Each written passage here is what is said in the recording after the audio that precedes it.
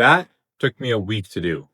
A full week of sitting there every morning with everything ready, the syringe drawn, the site cleaned, and not being able to do it by myself. I hate needles, and there's something about doing it yourself that's completely different from having someone else do it. You're in control of the pain, and that's harder than it sounds.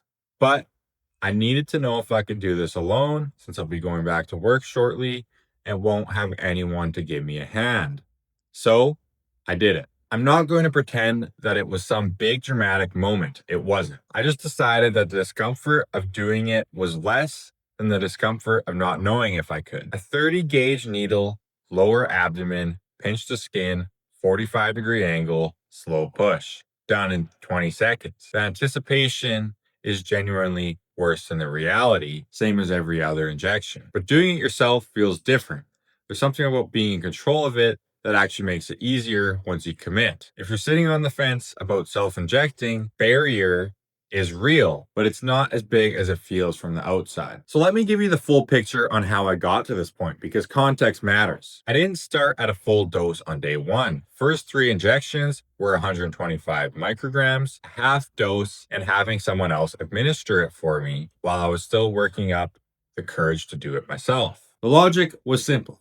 Establish tolerance at the lowest effective exposure before moving up. If my body was going to react to this compound, I wanted to know at the smallest possible dose first. No adverse reactions across the first 3 injections and clean tolerance. Injections 4 through 6 moved up to 250 micrograms, still not me administering them, still no reactions.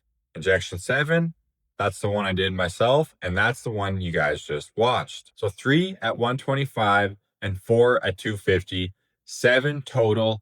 That's where we are right now. Here's why I'm continuing this experiment at work and how it makes the data more interesting. In Phoenix, I have ideal conditions: good gym, full recovery, proper sleep environment, controlled variables. At work, I'm working 12-hour shifts, doing manual labor. By the end of the day, I'm physically drained, and the gym on site is limited. Recovery conditions are not optimal. If BPC 157 is doing something real, it needs to hold up in both environments, not just when everything is perfect. So I ordered a small insulin fridge to keep the peptides properly refrigerated at work. Same protocol, same dose, same injection time, different environment entirely. That's a more honest experiment than running it in only ideal conditions. I want to walk through every metric I've been tracking since injection 1. No conclusions, just what I've been observing. Sleep. The first thing I noticed happened almost immediately was my sleep improved. I'm getting about 8 to 9 hours consistently. No waking up in the middle of the night. For the ordinary person, this might sound normal, but for me, this is quite different. It has been consistent every single night since injection 1 without exception, and I am not complaining about this. This is not something I am used to. Energy. During the day, my energy is slightly lower than normal. I want to be specific about that though. It's not fatigue, it's more like a subtle flatness. What's interesting is that inside the gym, it feels different. Between training sessions, I feel more recovered than I normally would. Outside the gym, slightly flat. I don't have an explanation for that yet, just documenting what I'm observing. Hunger and cravings. This one I need to talk about because for anyone who knows me, this is not normal. I am having to force myself to eat. I'm not hungry. Cravings are completely gone. And I have always had a healthy appetite. Eating has never been something I had to think about or push myself to do. Within the first day of this cycle, that changed completely. I haven't touched my diet. I haven't changed my training. The only variable is BPC 157. Whatever is causing this, it's real and it's notable. Recovery and training. Here's a data point I didn't expect and didn't go looking for. I've been skipping rest days, not intentionally. I'm just feeling recovered enough to train again, where normally I wouldn't be. My program hasn't changed, same weights, same intensity, but I'm not carrying the soreness into the next session the way I normally do. I've been training naturally for 10 years. I know what my recovery normally feels like, This feels a bit different. Is it BPC 157?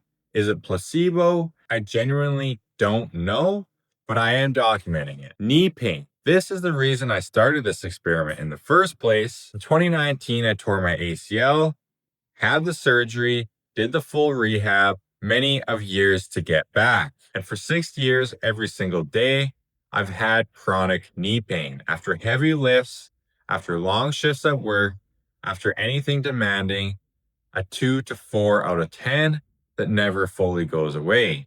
It just became part of life. This week, that number is lower. I'm sitting at between a 1 and a 2.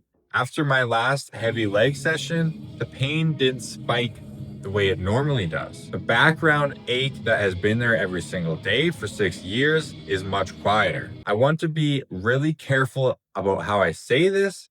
7 injections is probably not enough to draw any conclusions.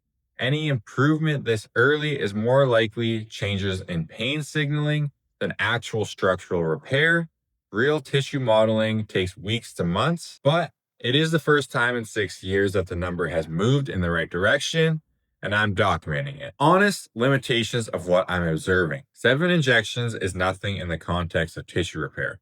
Real results won't be clear until a post-cycle blood work and full assessment of how the knee held up over the entire cycle. The appetite suppression and recovery improvements are the 2 data points I'm watching most closely because they were unexpected. Unexpected observations are harder to dismiss as placebo. The energy decrease concerns me slightly. I'm monitoring it, and at work with 12-hour shifts, it may become more noticeable, or it may resolve as my body adapts. In a few days, I'll leave for work, 2 weeks at camp, 12-hour shifts, physical labor, limited recovery conditions. Same protocol, same dose, same injection time, every day. The insulin fridge is ordered, the vials are ready, the experiment continues. This is actually where the data gets more interesting because ideal conditions are easy. It's what happens when everything isn't perfect that tells you something real. Next video, 2 weeks at camp. Here's what the data showed. No sponsors, no agenda, just a diary.